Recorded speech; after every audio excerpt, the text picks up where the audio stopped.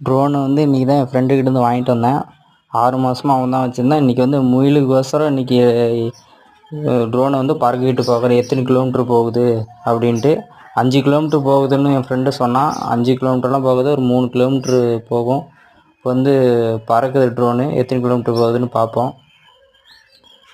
Maximum 3 kilometre போயிருக்கு.